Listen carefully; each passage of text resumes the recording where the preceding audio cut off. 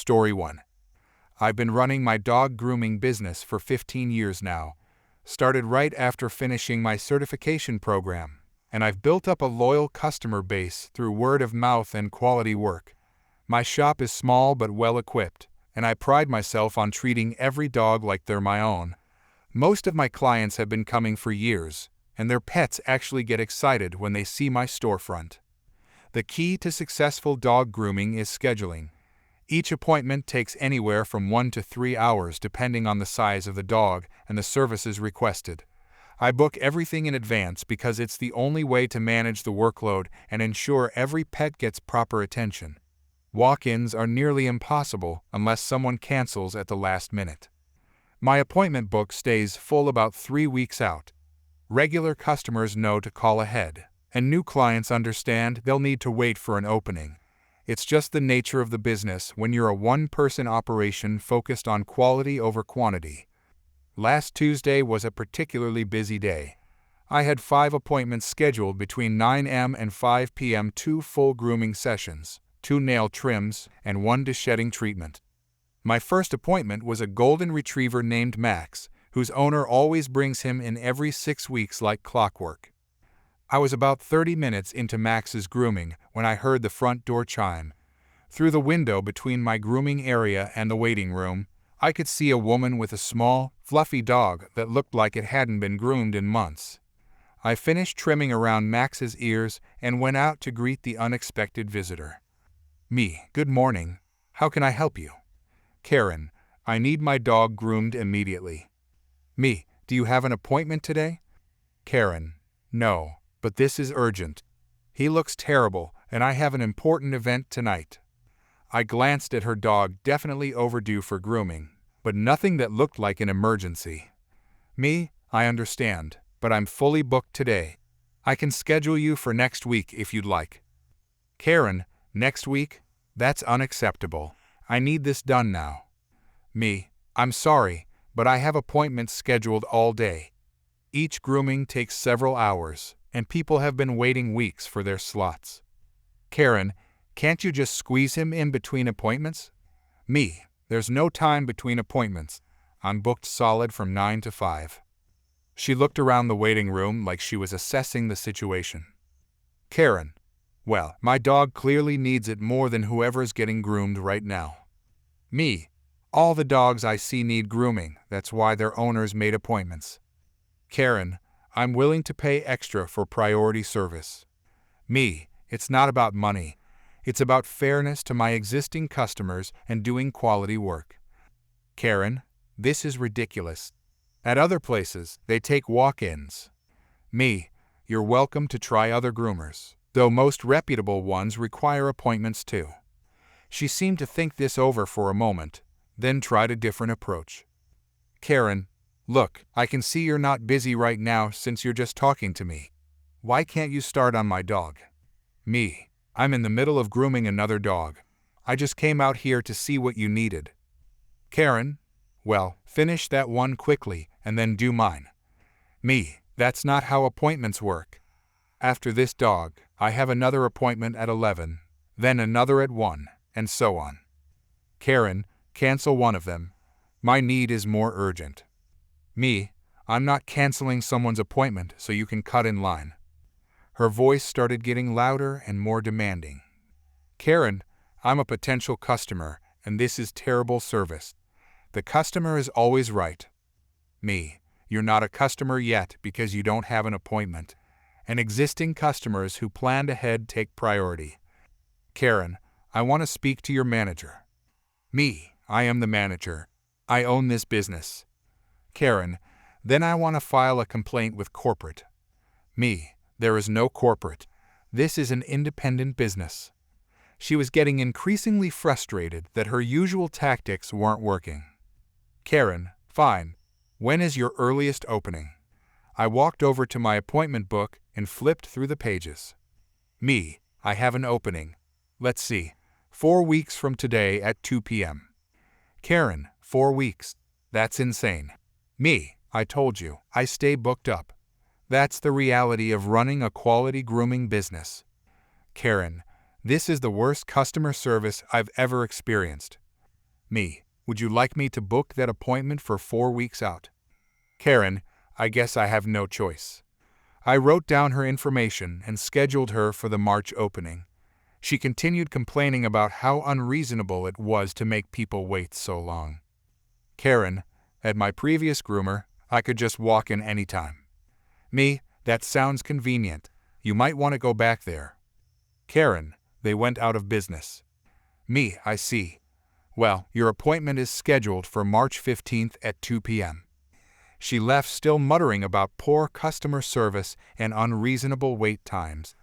I returned to Max, who had been patiently waiting on the grooming table through the entire conversation.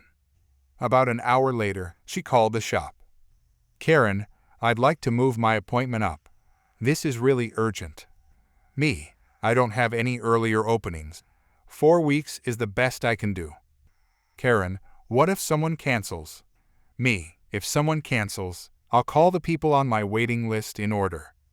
Karen, put me at the top of the waiting list.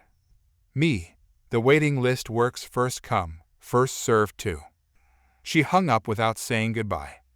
2 weeks later, she called again asking about cancellations. Then again the following week. Each time, I explained that earlier appointments weren't available. March 15th finally arrived, and she showed up 30 minutes late for her 2 p.m. appointment. Karen, sorry I'm late. I assumed you'd be running behind like most places. Me, actually, I run on time. Your slot was 2 to 4:30, but now we're starting at 2:30. Her dog looked exactly the same as when I'd first seen him, still desperately needing grooming after waiting 4 weeks. The grooming went fine, and her dog looked great when I finished. But as she was paying, she couldn't resist one final complaint. Karen, I still think 4 weeks is too long to wait. Me, feel free to book your next appointment before you leave. That way you won't have to wait as long. Karen, I'll think about it. She never called to book another appointment. Sometimes people who demand special treatment aren't actually looking for ongoing service, they just want to win that one interaction. Story 2. I work as a tour guide at the Natural History Museum downtown. It's a job I absolutely love. I get to share fascinating science with visitors of all ages and help people discover the wonders of our planet's history.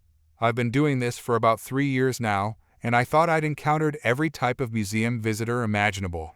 Curious kids, skeptical teenagers, enthusiastic retirees, and the occasional know-it-all who tries to correct the exhibits.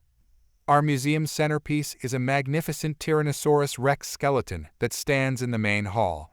It's a real fossil, painstakingly excavated and assembled by our paleontology team over several years. The skeleton is about 90% original bones, with only a few missing pieces filled in with carefully crafted replicas. It's an incredible specimen that draws visitors from all over the region. Last Tuesday afternoon, I was leading a tour group through the dinosaur exhibit. We had about 15 people, including several families with children who were absolutely fascinated by the displays. I was explaining how fossils form and how scientists can determine the age of bones when this woman in the group started making loud comments. Karen, this is all nonsense. Everyone knows dinosaurs never existed. I tried to ignore her at first and continue with my presentation, but she kept interrupting. Me, as you can see, this Tyrannosaurus rex lived about 68 million years ago during the late Cretaceous period. Karen, 68 million years? That's impossible. The Earth isn't even that old. Some of the other visitors started looking uncomfortable. Parents were glancing at their children, clearly not wanting their educational experience disrupted. Me, ma'am, if you have questions, I'd be happy to address them after the tour. Karen, I don't have questions. I have facts. And the fact is that these so-called dinosaur bones are fake. A little girl in the group tugged on her father's sleeve. Little girl, Daddy, are the dinosaurs really fake? Father, no, sweetheart. They're real. This lady is just confused. Karen, I am not confused. I know the truth. These museums are spreading lies to corrupt our children. At this point, I decided to try a different approach.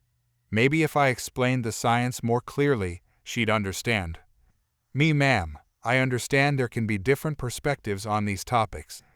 But these fossils have been studied extensively by scientists using multiple dating methods that all confirm their age. Karen, your so-called scientists are part of the conspiracy. They're lying to get grant money. Me, I assure you, our paleontologists are legitimate researchers who follow rigorous scientific methods. Karen, show me your proof. Show me how you know these bones are real. I explained how carbon dating works, how we can examine bone structure under microscopes, and how fossils are found in specific rock layers that correspond to known geological time periods. But she wasn't interested in any of it. Karen, that's all made-up nonsense. I demand you remove this fake skeleton and stop lying to visitors. Other people in the tour group were starting to speak up. Another visitor, ma'am, this is a science museum. If you don't believe in science, maybe you shouldn't be here. Second visitor, yeah, you're ruining this for the kids. Karen, I'm trying to protect the kids from lies. Someone needs to expose the truth. She suddenly broke away from the group and marched right up to the Tyrannosaurus Rex skeleton. Before I could stop her, she reached out and grabbed one of the leg bones. Karen, see? This feels fake. It's probably made of plastic. Alarms immediately started going off. The skeleton is protected by motion sensors, and touching it triggers an automatic security alert. Me, ma'am, you need to step away from the exhibit immediately. You cannot touch the fossils. Karen, I'll touch whatever I want. This is a public museum, and I have rights. Within seconds, 2 security guards came running into the hall. Security guard, ma'am, step away from the exhibit right now. Karen, I'm exposing the truth. This whole place is a scam. Security guard, you need to leave the building immediately. Touching the exhibits is strictly prohibited. Karen, you can't kick me out. I paid admission. Security guard, actually, we can and we are. You've violated museum policy and disrupted other visitors. She tried to grab the dinosaur bone again, but the security guards quickly moved between her and the skeleton. Karen, this is censorship. You're silencing me because I'm telling the truth. Security guard, ma'am, if you don't leave voluntarily, we'll call the police and have you arrested for trespassing and destruction of property. Karen, fine. But everyone should know that this place is spreading lies. These dinosaur bones are fake, and this whole museum is a fraud. As the security guards escorted her toward the exit, she kept shouting about conspiracies and fake science. Her voice echoed through the halls until the doors finally closed behind her. The tour group stood there in stunned silence for a moment. Then the little girl who had asked if the dinosaurs were fake looked up at me. Little girl, are the bones really real? Me, yes, they absolutely are. Scientists have been studying dinosaurs for over 150 years, and we have thousands of fossil specimens from all over the world. Father, don't worry, sweetheart. Some people just have trouble accepting facts that don't match what they want to believe. I continued the tour, explaining more about how we know dinosaurs were real, how fossils are preserved, and how scientists continue to make new discoveries. The rest of the group was incredibly engaged and asked great questions. After the tour ended, several visitors came up to thank me. Elderly woman, I'm so sorry you had to deal with that nonsense. You handled it very professionally. Another father, thanks for not letting that lady ruin the experience for our kids. This is their first time at a natural history museum. Me, that's what we're here for. Education should be based on evidence and scientific research, not personal beliefs or conspiracy theories. Later that day, my supervisor called me into his office. Supervisor, I heard about the incident with the woman who touched the Tyrannosaurus Rex. Security told me you handled it perfectly. Me, I just tried to stay professional and keep the tour educational. Supervisor, that's exactly right. We get people like that occasionally. They're not interested in learning, they just want to cause disruption and push their agenda. Me, it's frustrating because there were kids in that group who were genuinely excited to learn about dinosaurs.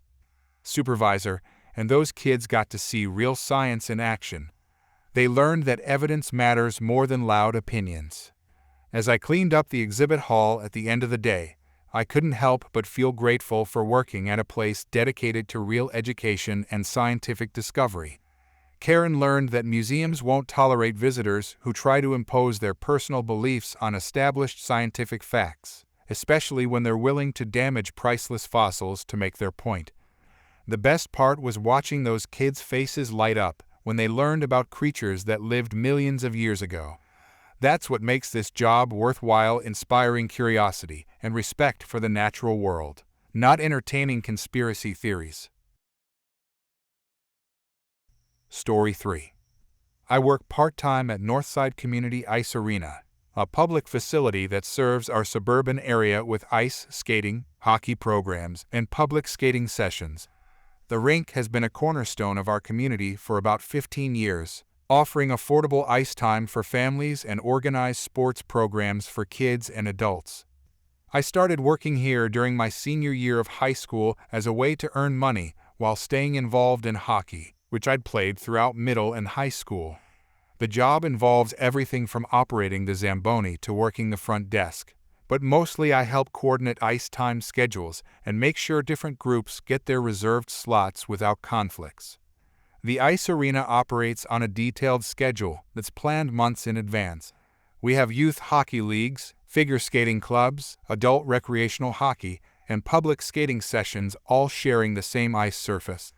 The schedule is posted online and at the facility, so everyone knows exactly when their reserved ice time begins and ends. Managing ice time requires careful coordination because different activities have different needs. Hockey practice requires the full ice surface with proper equipment setup, while public skating is more casual and allows people to come and go as they please during designated hours. The youth hockey program is particularly important to our community. We have teams for different age groups, from 6-year-olds just learning to skate to teenagers playing competitive high school level hockey. Parents invest a lot of time and money in equipment, registration fees, and transportation to get their kids to practices and games. Practice sessions are scheduled during weekday evenings and weekend mornings when kids are available after school and parents can drive them to the rink. Each team gets 2 or 3 hours per week of ice time, which isn't a lot considering how expensive ice rental can be for sports organizations. About 6 weeks ago, we started having problems with this middle-aged woman who had strong opinions about how the ice arena should operate. She'd show up during scheduled hockey practices and demand access to the ice for her own recreational skating. Karen, I pay taxes that support this facility. I should be able to skate whenever I want. Me, the ice is reserved for youth hockey practice right now. Public skating starts at 8 o'clock. Karen, this is supposed to be a public facility, not a private hockey club.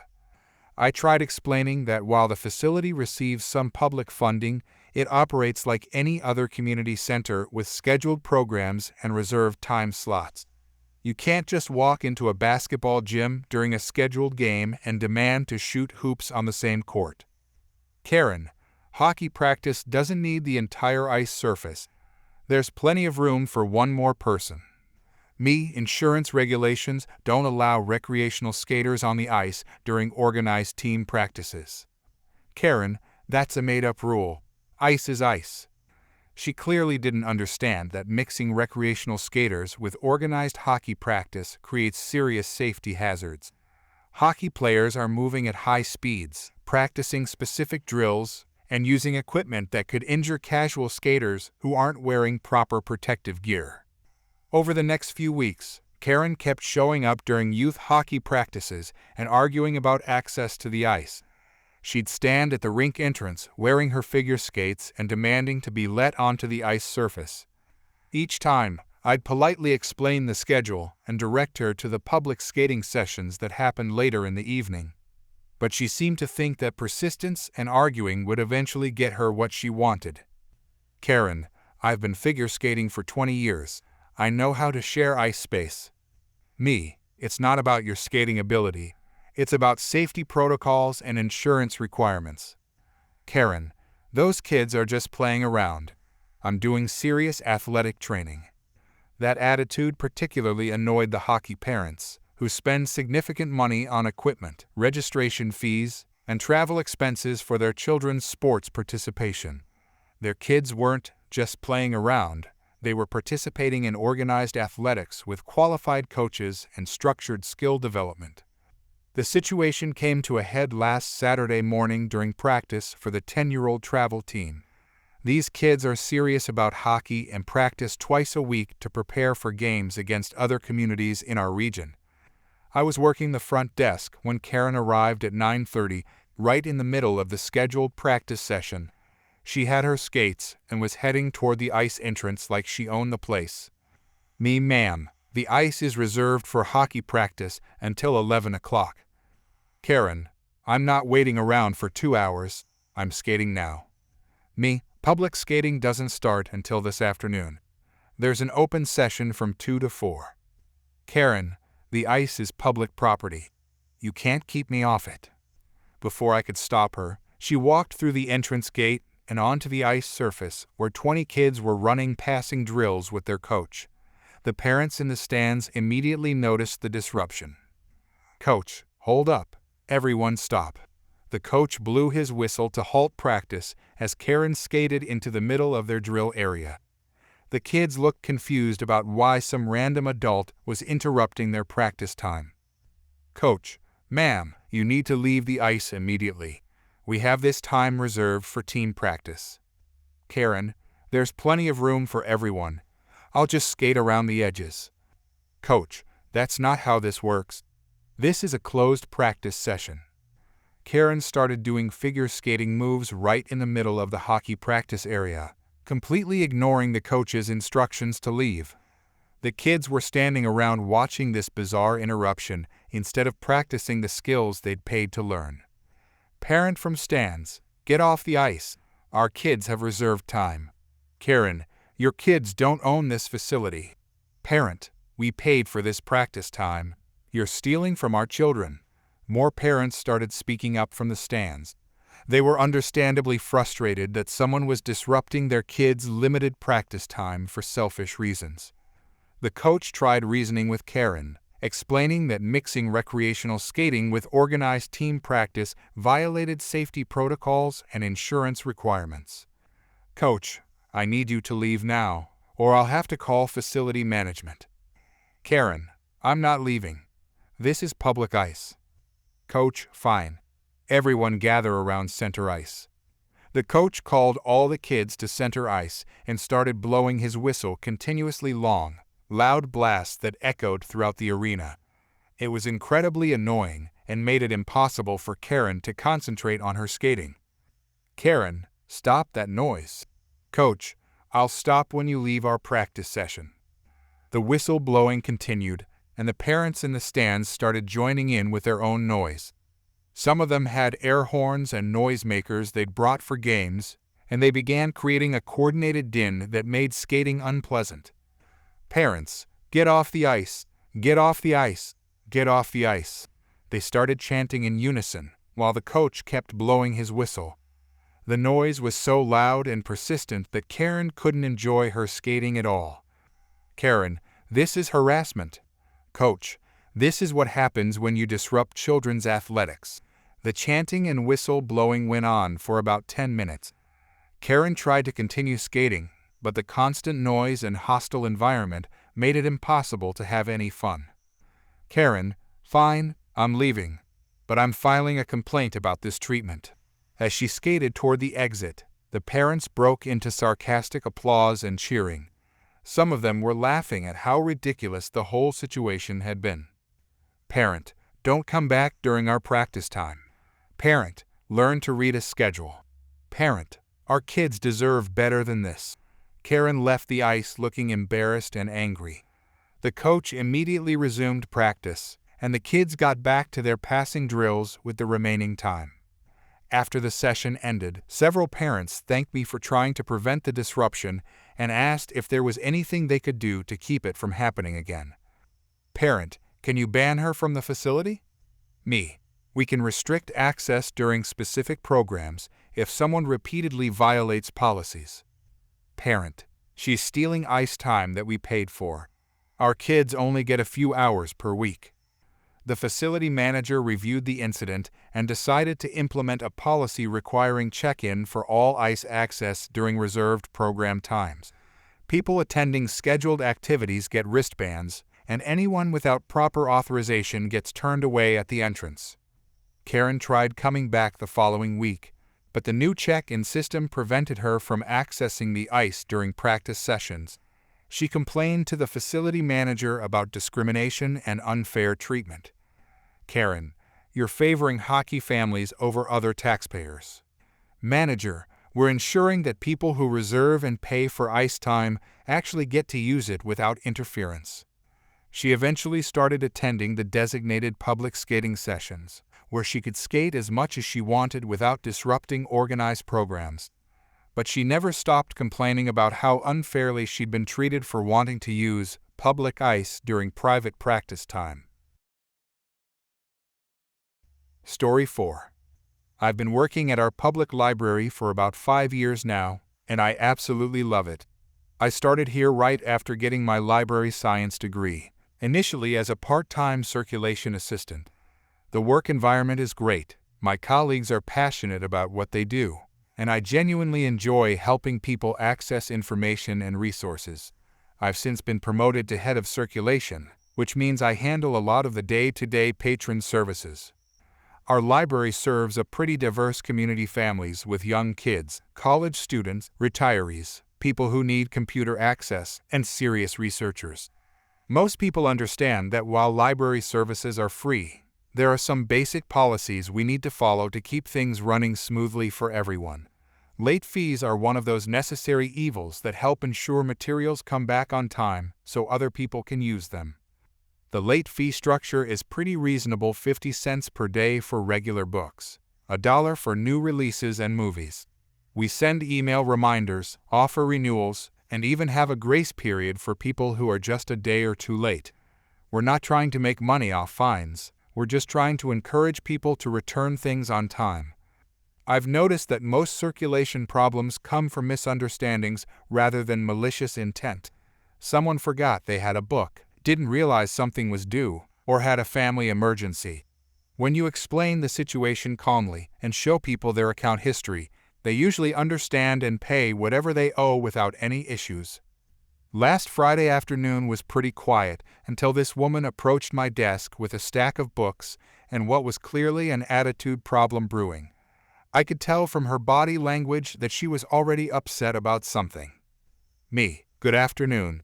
How can I help you today? Karen: I'm returning these books and I want to check out some new ones. I scanned her library card and pulled up her account.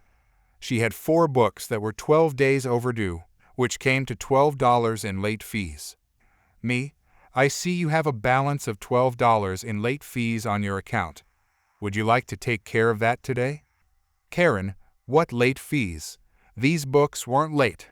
Me: according to our system, these 4 books were due on the 15th, and today is the 27th. That's 12 days overdue at $1 per day. Karen: that's impossible. I returned them on time.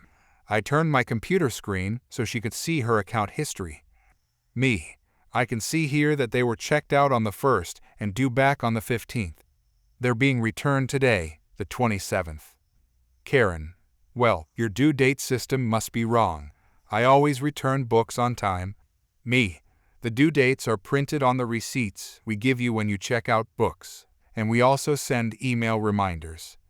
Karen: I don't care about your receipts or emails. I shouldn't have to pay these fees. Me: I understand late fees can be frustrating, but they help ensure materials are available for other patrons. I'd be happy to take payment today so you can check out new books. Karen: no, libraries should be free. That's the whole point of public libraries. You can't charge people money to use them. Me: library services are free, but late fees are a way to encourage timely returns. It's clearly explained in our patron agreement. Karen: I never signed any agreement, and even if I did, Charging fees violates the principle of free public access. Me, ma'am, late fees are standard at virtually every library system. They're not a barrier to access, they're a consequence of not following the return policy. Karen, this is discrimination against people who are busy. I work full-time and have kids. I don't have time to keep track of every little due date. Me, we offer several ways to help with that: email reminders, phone app notifications, and you can renew books online or by phone. Karen, I shouldn't have to do any of that. Books should just automatically renew themselves. Me, that would mean some people could keep books indefinitely while others wait for them. The loan periods ensure everyone gets a chance to use the materials. Karen, I don't care about other people. I'm a taxpayer, and my taxes pay for this library. That means I should be able to use it however I want. Me, your taxes do help fund the library, along with everyone else's taxes. That's exactly why we have policies to ensure fair access for all patrons. Karen, forget this. I demand to speak to your supervisor. Me, I am the supervisor for circulation services. I'm the person who makes decisions about late fees and account policies. Karen, then get me someone higher up. This is ridiculous. Me, I can call the library director if you'd like, but our late fee policy is set by the library board and won't change for individual cases. Karen, fine, call them. I'm not paying $12 for something that should be free. Me, actually, I have another option for you. Since you feel our policies are unfair and you don't want to follow them, I can simply cancel your library card right now. Karen, what? You can't do that. Me, sure I can. Library cards are a privilege, not a right. If you're unwilling to comply with our policies, you're welcome to find other sources for books and materials. I pulled up her account and started typing. Karen, wait, you can't cancel my card. I need it for my kids. Me, your children can get their own library cards with their own accounts. But your card will be suspended until this balance is resolved. Karen, this is insane. You're punishing me for standing up for my rights. Me, I'm applying our standard policies.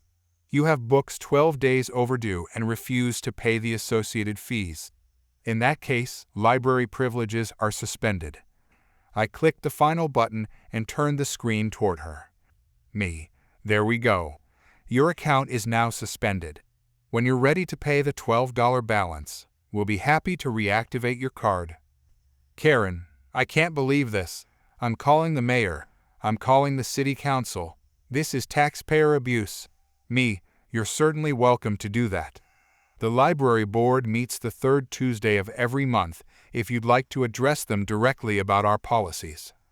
Karen, I want my tax money back. If I can't use the library, I shouldn't have to pay for it. Me, that's not really how municipal services work, but you can definitely bring that up with the city council. She stormed out, leaving her returned books on my desk. I processed them normally and cleared them from her account, but the late fees remained. About an hour later, she came back and looking sheepish. Karen, I talked to my husband. He said I should just pay the fees and get my card back. Me, of course. Would you like to take care of that now? Karen, yes, but I still think this policy is unfair. Me, I'll make a note that you'd like to address the library board about it. She paid the $12, I reactivated her account, and she checked out 3 new books. Before she left, she asked when the next board meeting was scheduled. Sometimes people just need to realize that policies apply to everyone, including them.